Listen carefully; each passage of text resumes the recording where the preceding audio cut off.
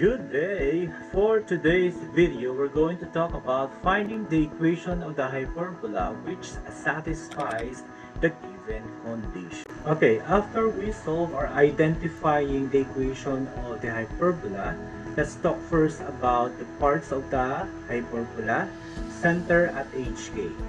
When we asked to find the equation of the hyperbola, first thing to know, yung technique na may bibigay ko sa inyo is that you must know kung ano yung ating transverse axis. Is that horizontal or vertical? Kapag horizontal po ang ating transverse axis at yung center natin ay nasa origin, ang equation natin ay x squared over a square minus y square over b square equal to 1. Kapag vertical naman po ang ating transverse axis and yung center natin ay nasa origin, ang equation po natin y square over a square minus x square over b square equal to 1. Kapag nasa HK naman po yung center natin and horizontal pa rin yung transverse axis, ang standard equation natin ay x minus h square over a square minus y minus k square over b square equal to 1. Kapag ang center natin ay nasa HK at vertical yung transverse axis, ang standard equation po natin ay y minus k square over a square minus x minus a square over b square equal to 1. So those are the basic ideas na dapat alam ninyo para sa ating pag-identify ng equation.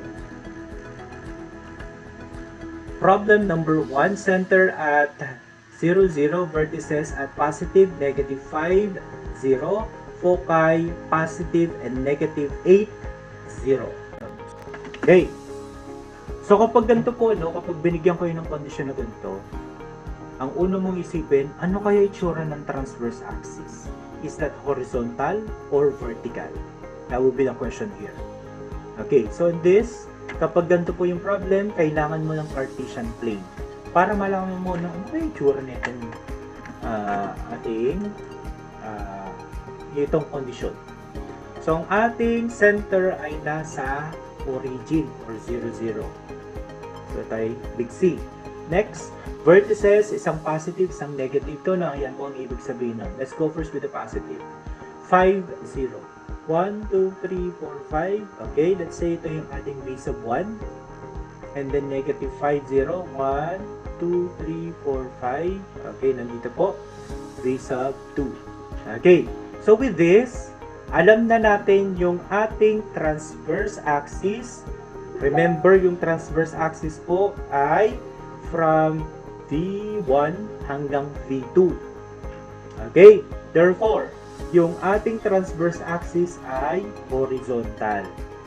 And then, since nasa center tayo, nasa origin yung ating center, yung equation natin ay x square over a square minus y square over b square equal to 1.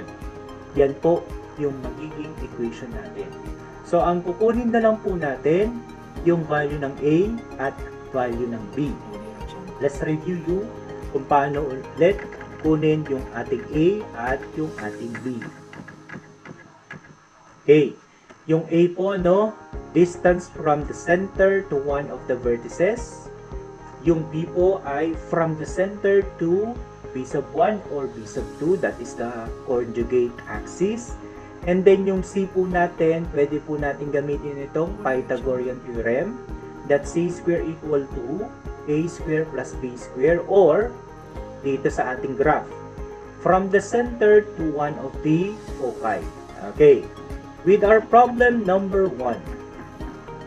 Okay, so ito sa ating problem number 1, given na yung A natin. Yung A natin, distance from the center to one of the vertices, meaning yung A natin ay 5. Okay, next, ano pa yung given? Positive and negative 8, 0. So, isa-isay natin. 5 to 6, 7, 8. Okay, let's say ito yung F sub 1. 6, 7, 8. Ito yung ating F sub 2. Okay, take note that the distance from the center to one of the foci ay yan yung letter C natin. Okay, ilang units? That's 8. Okay. Since meron na tayong A, pati letter C, yung B na lang yung kulang, paano kunin yun? We're going to use yung Pythagorean theorem.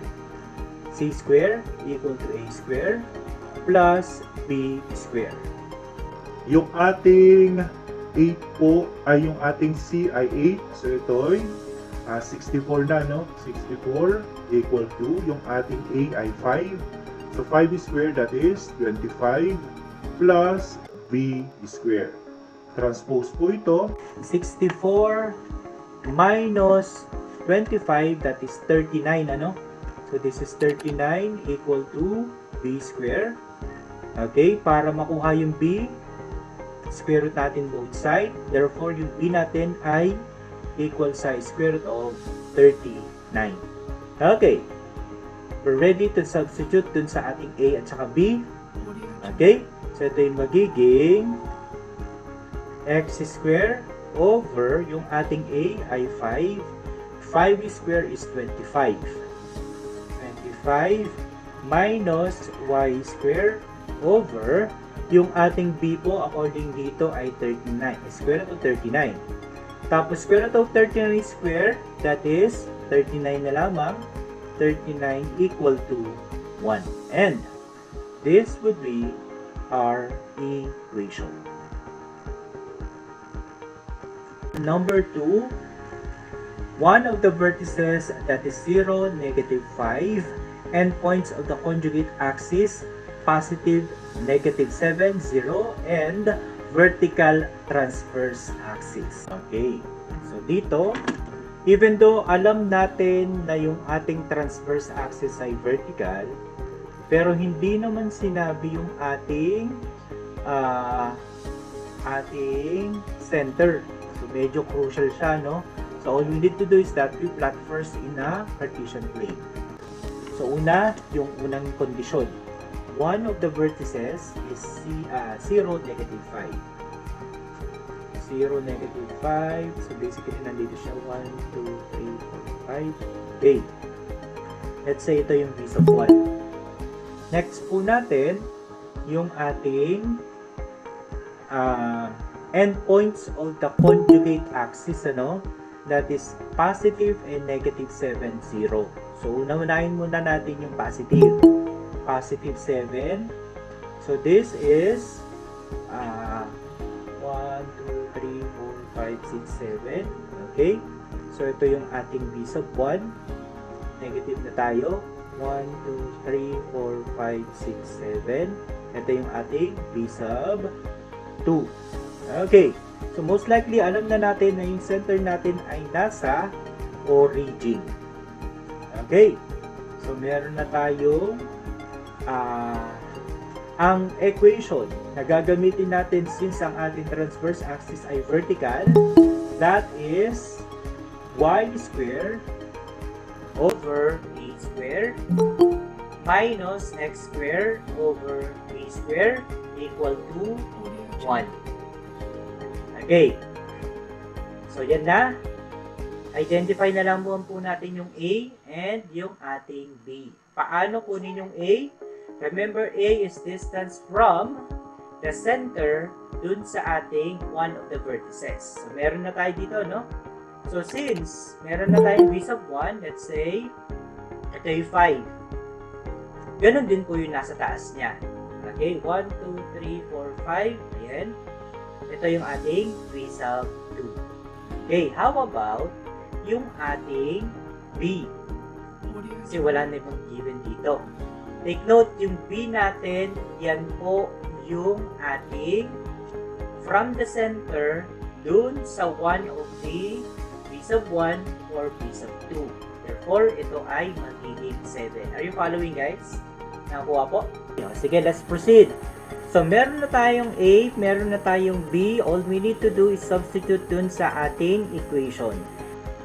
Ito ay magiging y square equal to yung A po natin ay 5. 5 square is 25. 25 minus x square over yung B po natin ay 7. 7 square is 49 equal to 1. And there you have it. Here's our equation. For the third problem, center at 0, 0, the length of the transverse axis is 6 units and endpoints of the conjugate axis is or are 0, positive, negative 5. So, una natin gawin, plot muna natin yung ating given. Center natin nasa origin. Length of the transverse axis ay 6 units. Pero, is that horizontal or vertical? Hindi in-specify. Okay, sige. Mamaya ka na. Balikan ka namin. Dito sa pangatlong kondisyon, endpoints of the conjugate axis, that is 0, positive, and negative 5. Let's go first with the positive. 0, 5. So, ito yung 1, 2, 3, 4, 5. Let's say ito yung ating b sub 1. Tapos negative 1, 1. 0, negative 5. 1, 2, 3, 4, 5. Okay, ito yung ating b sub 2. On that note, diba remember, contradict po yung ating conjugate sa transverse axis. Kung ang ating conjugate ay vertical, ang ating transverse axis would be horizontal. On that note, yung ating center ay 0, ang ating equation ay x square over a square minus y square over b square equal to 1. Okay, nakakuha po ba? Nakakuha po yun? Nakakuha po? Yes. Okay. After po nun, 6 units daw yung ating transverse axis. So, ibig sabihin, divide natin sa 2 to itong ating transverse. Ang ating A ay 3. So, from the center to the left and to the right, 3 units. 1, 2, 3. Ito yung V sub 1. 1, 2, 3. Ito yung ating V sub 2. Okay. Alam na natin yung A. A natin ay 3. Ang B natin ay from the center to the B sub 1 or B sub 2, that is 5. 5. Ayan na. Meron na tayong information na meron tayo. Substitute natin sa ating equation. So, this would be x square over 9. 9 because 3 square is 9. Minus y square over yung ating b ay 5. 5 square is 25 equal to 1. Ito na po yung ating equation. Number 4, center at 0, 0, vertices at 0, positive, and negative 5, and eccentricity E equal to 7/5. Graph po na natin. Siya ay 0, 0 yung center natin. Dito na po. Yan. So, vertices, isang positive, isang negative. Positive muna tayo. So, 0, 5. So, ito ay 1, 2, 3, 4, 5. Okay. Ito ay B sub 1. Aha, no. V. V sub 1. 1, 2, 3, 4, 5. Ito yung ating V sub 2. So, yung ating transverse axis ay naka-vertical. Since naka-vertical at yung ating center ay nasa origin, ang ating equation ay y square over a square minus x square over b square equal to 1. Okay, ano pa yung given? Eccentricity natin ay E equal to 7/5. Pero di ba, pwede na po natin malaman yung A kasi given na po yung vertices, ano? So, from the center to one of the vertices, that is 5 units. So, paano yung C? Paano yung B? Okay. Pero meron pa ditong given na E. 7/5. Ang ating eccentricity ay C over A. C over A. Therefore, tama yung ating A na 5. Ang C natin ay 7. Okay, para makuha po yung B, we're going to use yung ating Pythagorean theorem. Okay, c square equal to a square plus b square. Substitute po natin. Ang c po natin ay 7. 7 square, that's 49. 5 square, that's 25. Plus b square. Transpose natin dito. Ito yung magiging negative, ano? So, 49 minus 25, that is 24. Equal to b square. Square root both side. Cancel na itong b. That's why yung b po natin ay square root of 24. Yan. Pwede na po natin substitute dito sa ating equation. So, this would be black. So, ito yung magiging y square over, yung a po natin ay 5. 5 square is 25. 25 minus x square over yung b po natin ay square root of 24. So, kapag substitute po natin dito, maka-cancel out na po yung 2 ay yung square root, pati yung square. Kaya ito yung magiging 24 equal to 1. And ito na po yung hinahanap na sa ating equation. Next, let's proceed to the fifth. Center at negative 2, negative 2. Vertices at negative 4, negative 2, 0, negative 2. And foci at 1, negative 2, and negative 5, negative 2. Okay. So, hindi natin alam kung ano po yung tsura ng ating transverse axis kasabi Cartesian plane. Okay. Center, negative 2, negative 2. So, nasa quadrant 3. Okay. Ito po yung ating center. Tapos, una muna natin yung negative 4, 2. So, negative 4, negative 2 nandito.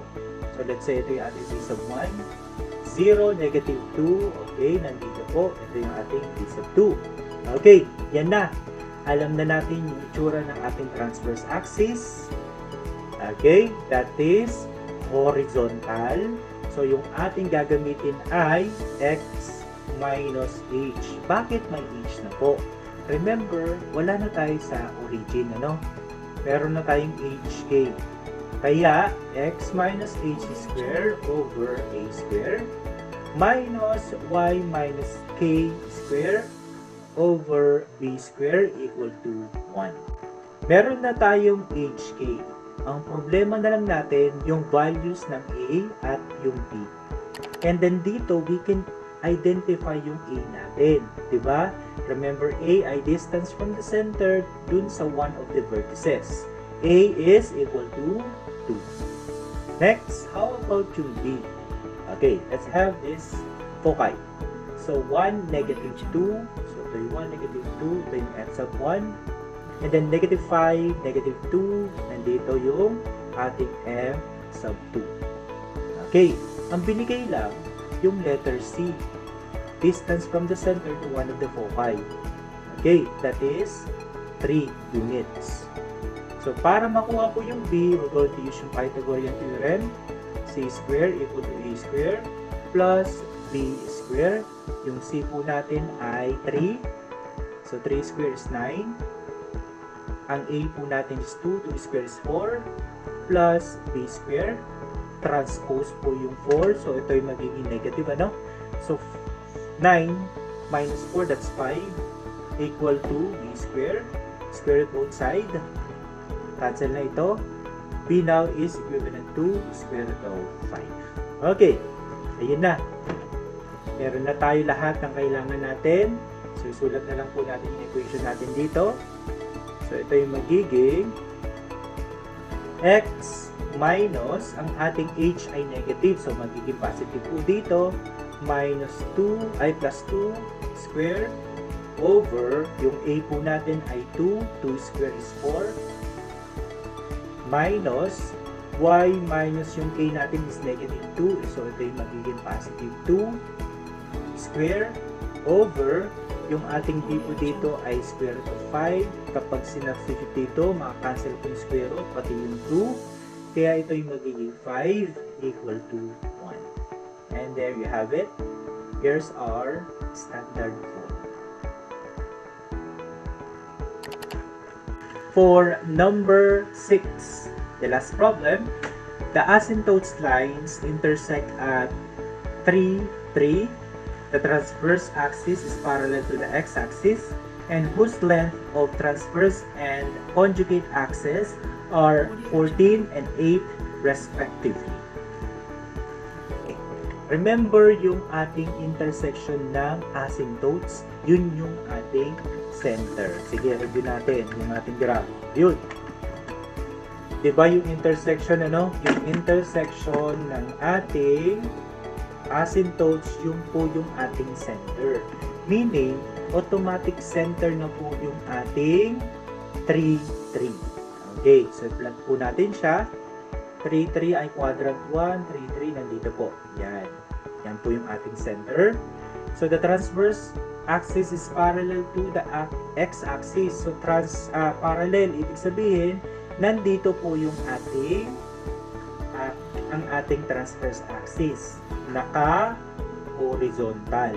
So, kapag horizontal, tapos yung HK natin ay wala sa origin, ang ating equation na gagamitin ay x minus h squared over a squared minus 1 minus k squared over b squared equal to 1.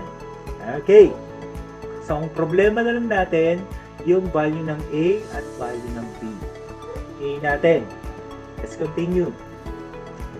Sabi dito, whose length of transverse axis is 14.